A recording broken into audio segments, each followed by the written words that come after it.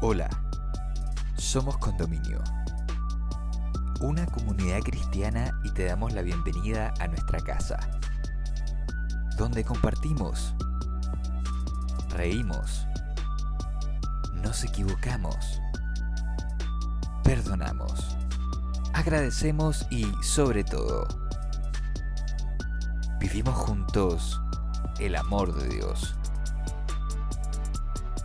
Llegamos a ti con nuestra nueva serie Los negocios del Rey, donde reflexionaremos en el episodio titulado Partir de cero, presentado por nuestro amigo de la casa, Mauro Fuentes.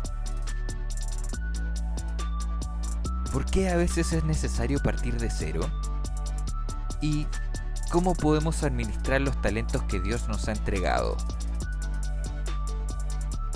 Te invitamos a escucharlo y esperamos puedas encontrar muchas respuestas a estas preguntas en este episodio. Bienvenida, bienvenido.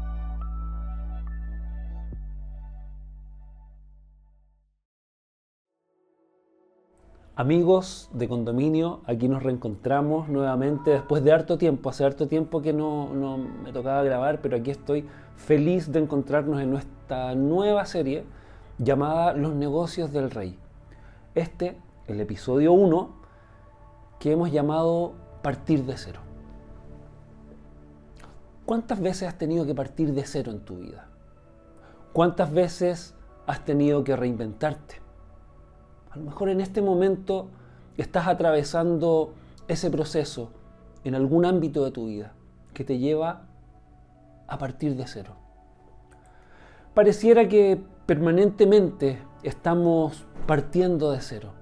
Lo hacemos cuando nacemos, cuando llegamos a un colegio, ¿verdad? Cuando entramos a la universidad, cuando decidimos comenzar una relación de pareja, cuando encontramos un nuevo trabajo.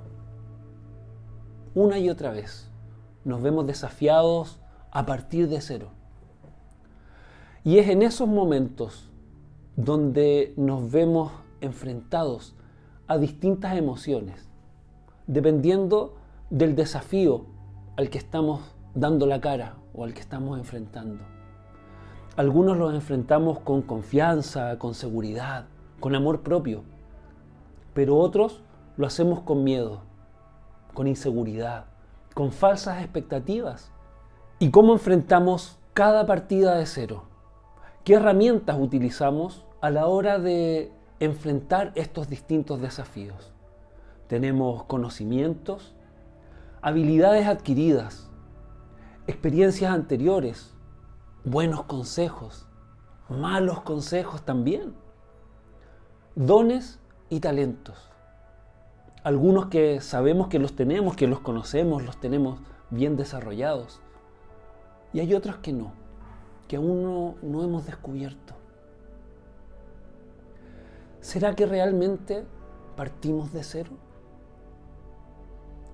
En este primer capítulo de la serie Los negocios del Rey, vamos a dar un repaso, una mirada a la parábola de los talentos, que está relatada en el Nuevo Testamento, en el libro de Mateo, capítulo 25, versos del 14 al 30.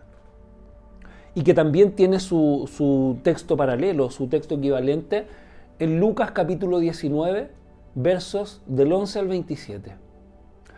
Pero antes de comentar esta parábola, que es muy conocida, ampliamente conocida, de hecho ustedes pueden buscar, hay muchas publicaciones, videos, explicaciones, hay muchos estudios disponibles acerca de esta parábola, pero yo les quiero plantear algunas preguntas, los quiero desafiar. No desafiar, los quiero invitar. Quiero que este momento que vamos a pasar juntos sea un momento para pensar, para abrir el corazón, para despojarnos de prejuicios, de preconceptos.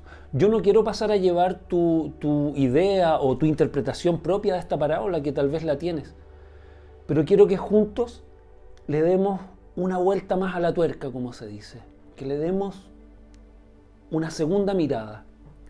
Tal vez vamos a encontrar cosas nuevas, o tal vez no. Pero mi invitación es a que juntos enriquezcamos lo que ya conocemos de este relato bíblico. Y para comenzar me gustaría hacerte algunas preguntas. Reflexiona en ellas. ¿Es Dios bien y mal al mismo tiempo? ¿Cuánto del mal que nos toca vivir en este mundo es causado directamente por Dios? ¿Cómo es el Dios que tú conoces? ¿Es comparable su comportamiento al comportamiento humano? ¿Qué pide Dios de nosotros cuando le entregamos nuestro corazón, cuando decidimos seguirle? ¿Nos pide grandes sacrificios materiales o forzosas exigencias, o más bien el resultado de su inmenso amor que nos va transformando permanentemente? Estas son solo algunas preguntas que yo te quiero dejar planteadas antes de repasar la parábola, antes de analizarla. Que como te dije está en Mateo 25 del 14 al 30. Vamos a leerla juntos. El reino de los cielos es también, el reino de los cielos, eso es interesante, parte con esa frase. El reino de los cielos es también como un hombre que al salir de viaje llamó a sus siervos y les confió sus bienes. A uno le dio 5 talentos, a otro 2 y al tercero 1.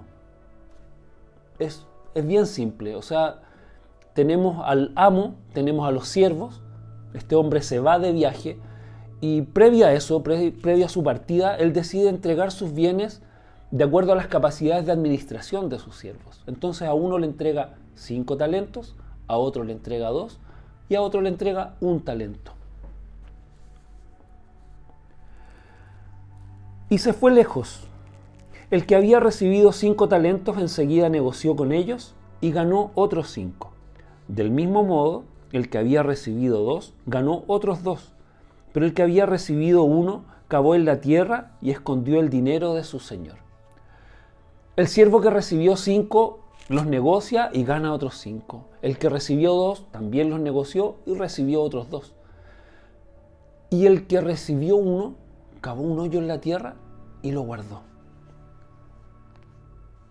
Después de mucho tiempo, vino el señor de esos siervos y arregló cuentas con ellos. Llegó el que había recibido 5 talentos, trajo otros 5 talentos y dijo: Señor, 5 talentos me confiaste, aquí tienes otros 5 talentos, que gané con ellos. Su señor le dijo: Bien, siervo bueno y fiel, sobre poco has sido fiel, sobre mucho te pondré. Entra en el gozo de tu señor. Llegó también el que había recibido 2 talentos y dijo: Señor, 2 talentos me confiaste, aquí tienes otros 2 talentos que gané. Su señor le dijo: Bien, siervo bueno y fiel, sobre poco has sido fiel, sobre mucho te pondré. Entra en el gozo de tu señor. Llegó también el que había recibido 1 talento y dijo: Señor, sabía que eres hombre duro y que ciegas donde no sembraste y juntas donde no esparciste. Y de miedo fui y escondí tu talento en la tierra. Aquí tienes lo que es tuyo. Entonces, al regreso, el amo le pide cuentas a estos siervos y obviamente los 2 primeros son elogiados, son recompensados, mientras que el tercero justifica su acción por el miedo hacia quien considera un hombre duro y es también autodescrito como un hombre duro. Después lo vamos a ver. Su señor respondió: Siervo malo y negligente, sabías que ciego donde no sembré y junto donde no esparcí. O sea, ahí está la autorreferencia, la autodescripción.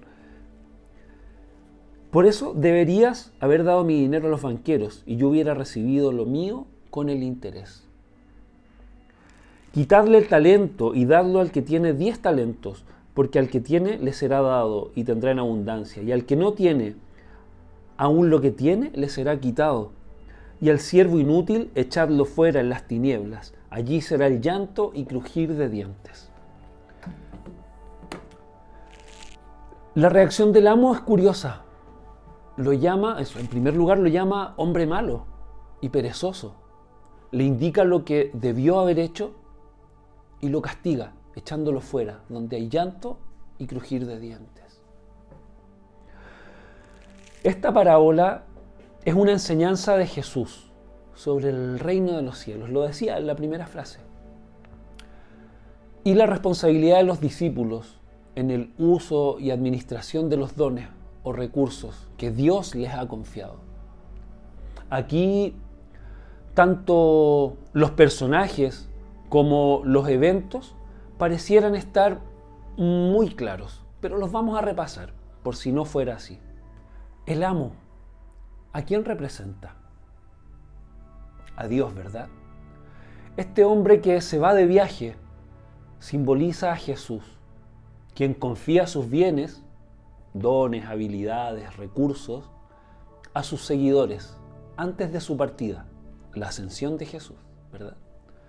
Los talentos, 5, 2 y 1 respectivamente, representa los recursos dados por Dios. Los talentos eran una gran suma de dinero para la época, pero para el caso de la parábola, estos representan intangibles, habilidades, oportunidades, tiempo, incluso dinero, si así lo quieres ver. Lo que pasa es que yo no quisiera ensuciar el análisis con el dinero en medio. Por eso lo dejamos como los intangibles. Ahora, los dos primeros siervos representan a las personas que usan sus dones de manera productiva para el reino de Dios, multiplicando lo que Él les ha dado. Mientras el tercer siervo representa a aquellos que no usan sus dones, ya sea por miedo, pereza, falta de fe, etc. Hay múltiples factores por los que podría haber quedado inmovilizado ese siervo. Hay un juicio y una recompensa. El regreso del amo simboliza el regreso de Cristo, su segunda venida, en donde se juzgará a cada uno de acuerdo a la administración de los bienes entregados. Los fieles productivos serán recompensados y los que no tendrán severas consecuencias, simbolizadas por el llanto y el crujir de dientes. Esta es una interpretación de la parábola, la más clásica, diría yo, aceptada y que no pareciera dar lugar a ninguna duda. Sin embargo, al aceptar esta interpretación, hay algunas cosas que debemos asumir tácitamente. Que ha de existir un juicio real. Que en ese juicio va a haber justos e injustos, es decir, habrá salvos y condenados. Tendríamos también que reconocer que Dios castiga. Pero bueno, en resumen, la parábola enfatiza en la importancia de ser diligente y fiel en el uso de los dones y recursos que Dios te entrega y lo que Dios ha de esperar de nosotros. Ahora bien, habiendo analizado la parábola en sus elementos y en sus personajes, hay algunas cosas que debemos plantearnos, un poco enlazadas con las preguntas que te hice al principio. Y sin querer ser controversial, recuerden, la invitación inicial es a dar un giro más a la tuerca, a darle una vuelta. Tal vez este estudio no va a ser concluyente, no vamos a poder sacar grandes conclusiones, ni sea la interpretación que tú debas aceptar solo porque yo la dije, o porque sí. Pero ¿será que el reino de Dios es tal como se describe en el texto? ¿Así? ¿Tan simple? Recordemos que Jesús hablaba en parábolas para simplificar el conocimiento que se tenía hasta ese momento, para romper esquemas. La descripción parece muy humanizada, con un amo severo, injusto, a quien los siervos le temían. Jesús, al menos el Jesús que yo conozco, es muy distinto al amo de la parábola. ¿Cuál será realmente el mensaje central de la parábola?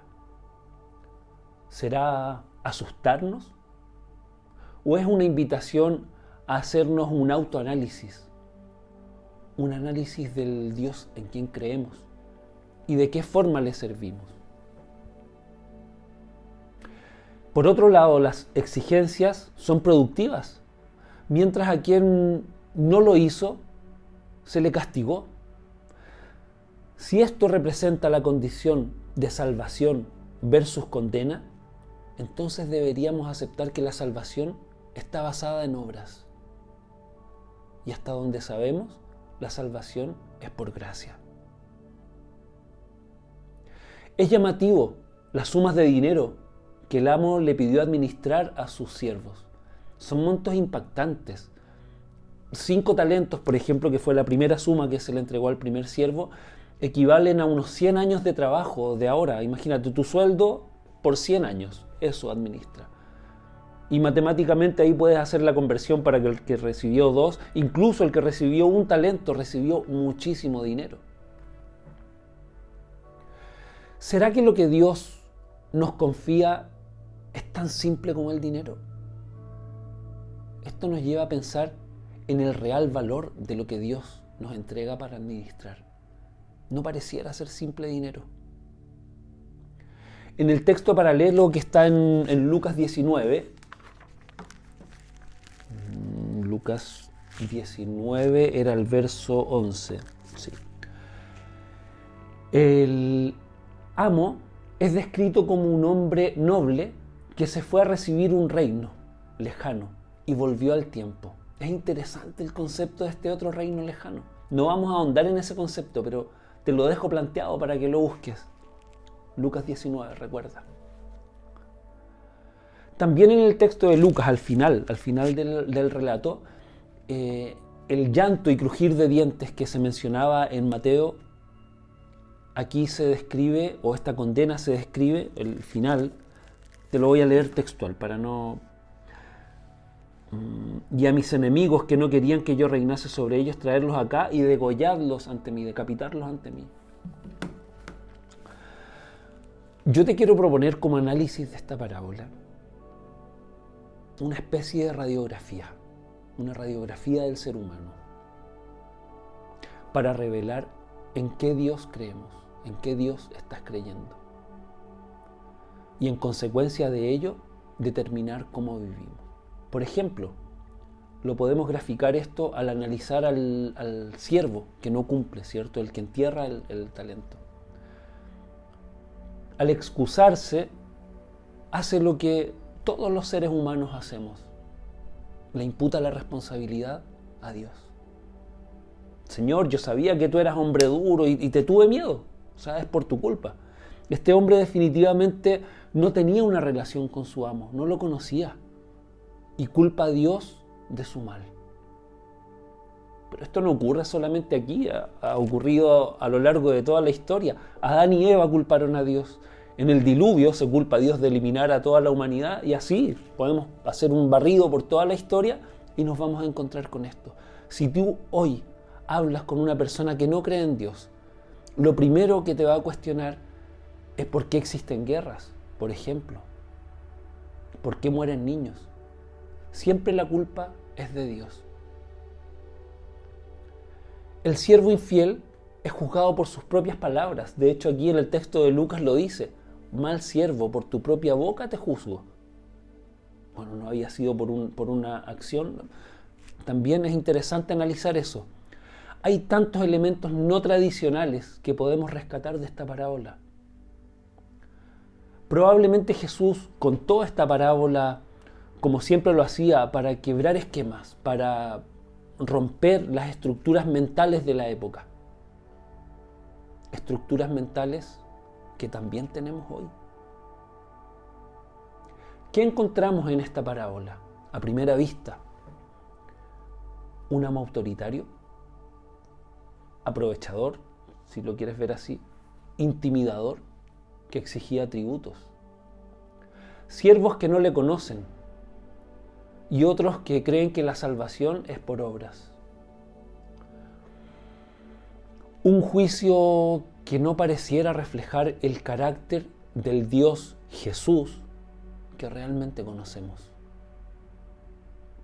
Todos estos son elementos propios de la época. Por lo tanto, tiendo a pensar que Jesús les habló en ese lenguaje porque de esa forma le entenderían. Pero yo no sé si tomarlo literal al darle esa segunda vuelta al relato. ¿De qué tamaño es tu Dios? ¿Es del tamaño de tus miedos? ¿De las doctrinas que conoces? ¿De los prejuicios que tienes? ¿O como es descrito en la Biblia, el alfa y el omega, el principio y el fin? Aunque pareciera ser que constantemente en las distintas áreas de la vida estamos partiendo de cero, vemos que no es así. Dios nos entrega en mayor o menor medida distintos recursos que se transforman en las herramientas con las que enfrentamos los desafíos que se nos presentan. ¿Cuán dispuestos estamos a echar mano a esas herramientas? ¿Cuán dispuestos estamos a trabajar y desarrollar esos dones y talentos? Como nuestra tendencia es a humanizar todo, simplificamos estas enseñanzas y nos limitamos a pensar solo en los dones y talentos visibles, esos sencillos, los que conocemos. Sin embargo,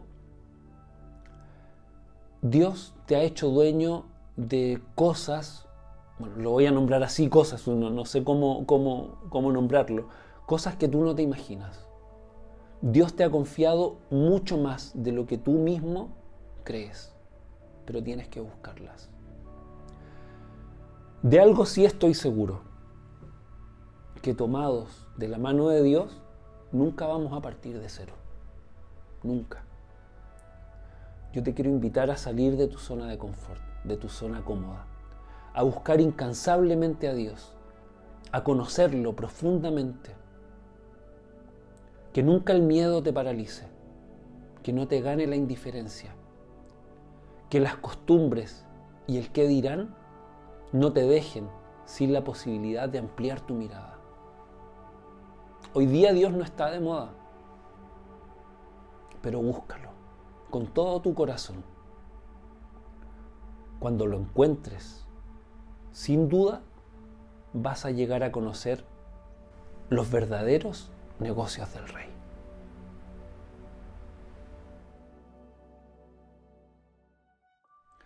Hemos llegado al final de este episodio, espero que lo hayas disfrutado. Déjanos tus comentarios, tus aportes, eso es muy importante. Y puedes encontrar más contenido también en nuestro canal de YouTube, te invitamos a suscribirte. Y también nos podemos encontrar a través de nuestras redes sociales, ahí tienes variado contenido, tienes la información de dónde encontrarnos presencialmente y ahí vas a encontrar toda la información. Sin duda sería un honor poder encontrarnos físicamente aquí en nuestra iglesia. Bienvenido a Condominio.